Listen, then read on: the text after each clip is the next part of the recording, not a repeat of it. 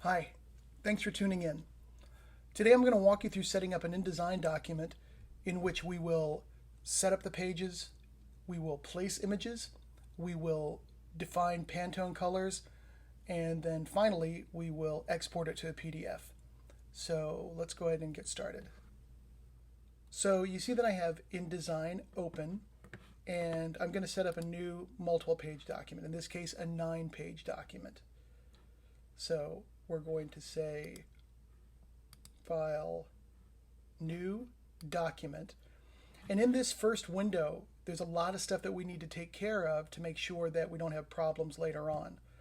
So for example, the units that I want to use are inches. So I'm going to come over here and I'm going to set it to inches. And in this case, I want it to be horizontal, so I'm going to set it to a landscape orientation. I don't want to have facing pages for this particular document. Facing pages means, of course, is like if you had a book and you had page 1 and then 2 and 3, etc. So I'm going to turn that off. I'm going to go ahead and set up that I have 9 pages. So I have 9 pages there, and I'm going to go ahead and I could set select one of the presets over here. We've got print, web, mobile, etc. But I know exactly what I want. It's just going to be letter size. So I'm going to make it 11 inches wide by 8.5 inches tall. So we've got 9 pages. Page is starting at number 1. And I'm only going to have 1 column now so that I don't need multiple columns. In some layouts you would, but in this one I don't. So I can say create. And now I have my document. So one of the first things you're probably going to want to do once you're in InDesign is set up your workspace. And you can do that by going to Window, which is up here at the top. And I know you can't see it, but obviously if you're in InDesign, you'll see it. You can go Window, Workspace. And I usually use Essentials or Essentials Classic if I'm just doing a regular, easy kind of layout. So I've got my Essentials Classic. Now, it is possible that you may have to, once you have that workspace, say Window, Workspace, and reset it. Now, watch what happens to my screen when I reset it. It gives me my Creative Cloud libraries and all that kind of stuff. I need this stuff, but I don't really need this stuff. So you'll see there's these little arrows at the top to expand or contract the panels or collapse. So I'm going to close the CC libraries. It's still taking up a lot of my real estate. So I'm going to go ahead and click on the little bar and pull it off to where now it's its own thing, and then I'm going to close it because I'm not going to use it here. The other thing that you're going to see is I have my rulers visible. You can make that visible or invisible by hitting Command R or Command R to make them come back. I should save my document. So this is going to be for a logo guide. So I'm going to call it VB Counts Guide. All right, so I know that page 1, and if I go here and expand my pages palette, I know that page 1 is going to be my cover.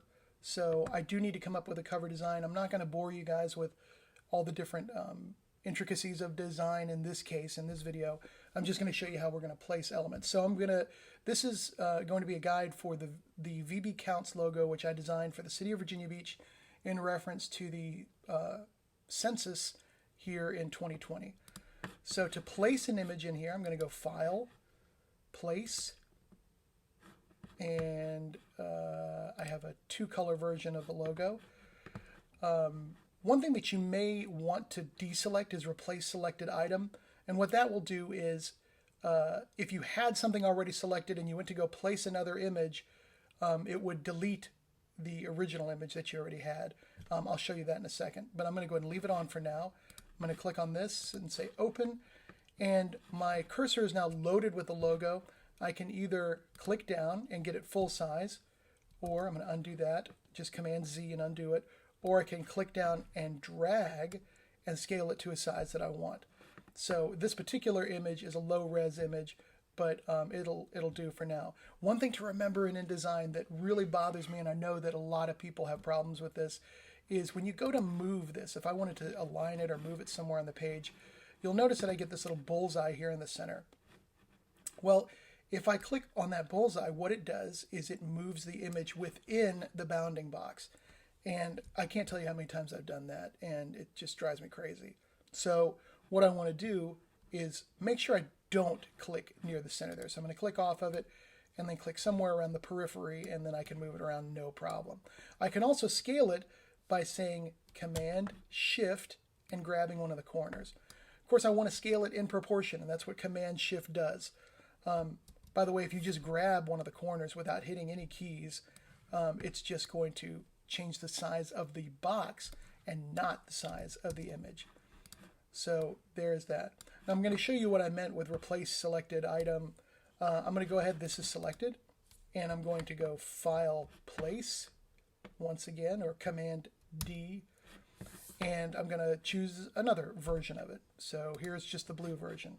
So it says replace selected item, so when I hit open, it automatically gets rid of the item that I had selected. However, if I just undo that, edit undo or Command Z, it returns my original item and it gives me the other item right here that I can just place. So that is an easy way to place my logos. So I'm going to delete that, and let's move to page 2.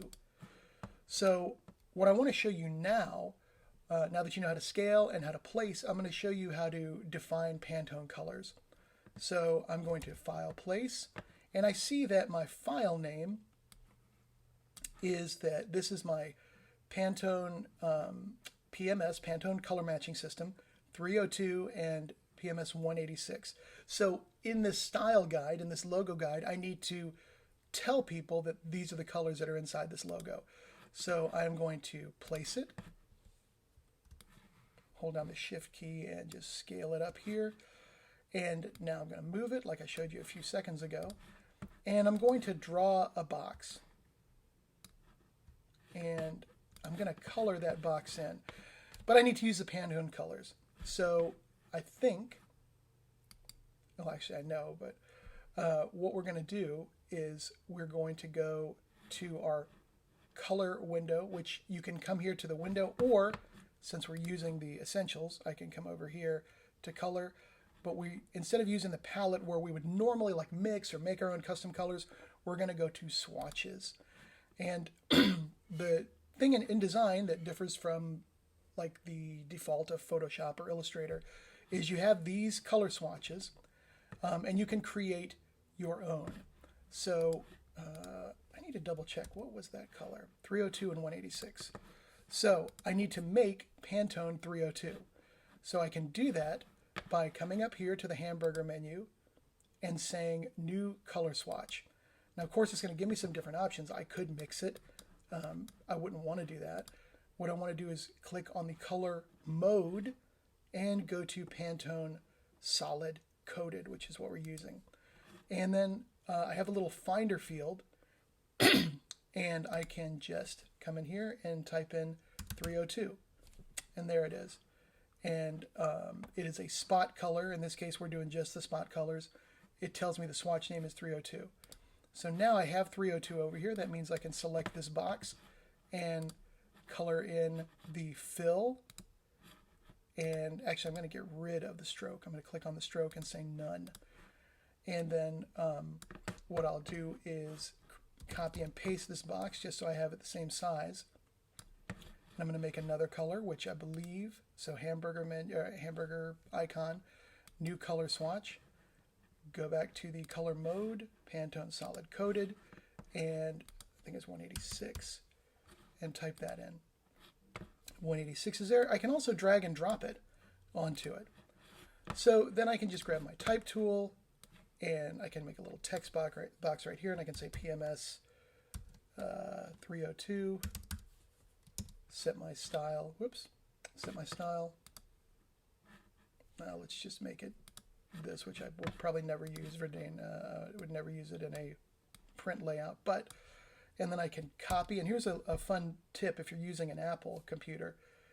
If you do Command Option Shift V, it gives you a direct copy directly on top of what you just did.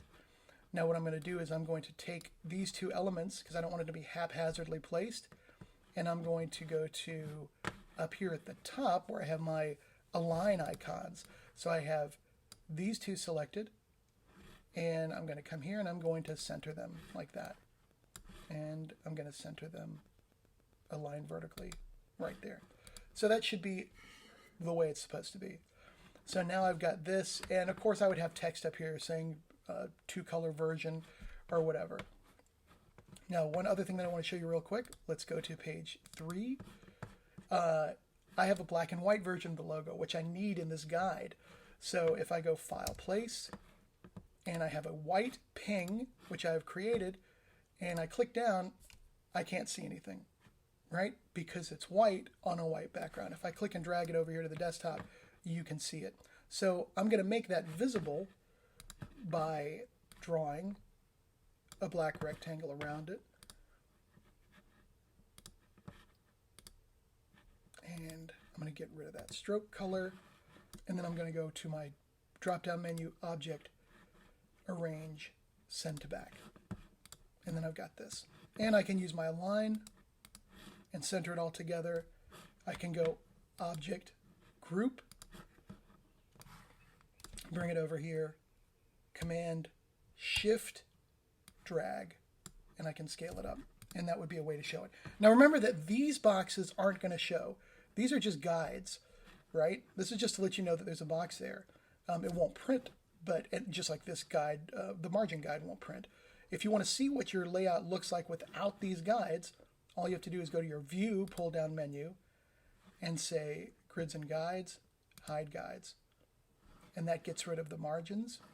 And then you just go View, Overprint Preview will get rid of the guide boxes. And it's showing us that. And remember, when you go to place in your image, it could appear to be jagged or, excuse me, it could appear to be low res. And all you'd have to do is go to your View pull down, Display Performance, and I have it on high quality display, but usually it's on typical display. And if you think it's too jaggedy and it shouldn't be that jaggedy, that's what you want to check. View, Display Performance, high quality display. Another tip is if your computer's being real slow or the redrawing is really slow, if you don't have a really powerful computer for whatever reason, then you could also do that, and it should make the redrawing of the screen faster if you use typical display. And then the fastest way to redraw it is go Display Performance, Fast Display, which gives you basically the bare minimum of what you would need to see everything that's on the screen. So, and now what I'm going to do, I'm going to get out of this overprint. And by the way, you see, because I had an overprint, it was still showing the logo under Fast Display. Fast Display usually will only display like a box, but because we had it on overprint, it's kind of our way to preview it. So I'm going to go ahead and come to, well, let's just go ahead and go to the first page. And I'm going to go to View, Display Performance, High Quality Display. And now I'm going to show you how to export your PDF. Once you're finished, I'm going to save it. I'm going to go File, Export. And that's very different. In Photoshop, you can save it as a PDF. In Illustrator, you can save it as a PDF. And in InDesign, you have to go File, Export. So I'm going to go File, Export. And it's telling me what I'm going to name it, where it's going to go in my logo folder. The format is a print PDF. As a guide, you generally want to use print. Print is going to give you higher resolution by default images. If we chose interactive, that's going to give us basically screen-based resolution, but I'm going to go for print. There's other versions. We can talk about that later or in another video. So anyways, I'm going to go to Adobe Print, and I'm going to, and it says here, use InDesign, document name is output file name. Sure, unless you wanted to add something like if you were going to say V1 for version 1. I'm going to say save. And then we've got a bunch of things, but for this particular project, the presets are fine. The general presets are fine. You don't have to change anything. The only thing you may want to be aware of is that you want to make sure you have all the pages. And then over here on the side, we've got marks and bleeds. Let's make sure that we don't have any marks and bleeds selected. And those would be the printer's marks and things that are going to be appearing on the outside of your document. So if I did that, I'd have printer's marks, crop marks, etc., which I'm sure you probably are aware of. But I'm going to turn that off, and I'm not going to have any bleed. And once that's done, all I have to do is hit export,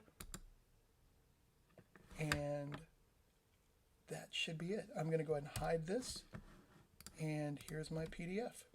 So I've got a 9-page PDF, and it looks like I got a lot of work to do here to finish it up. So anyways, that's that.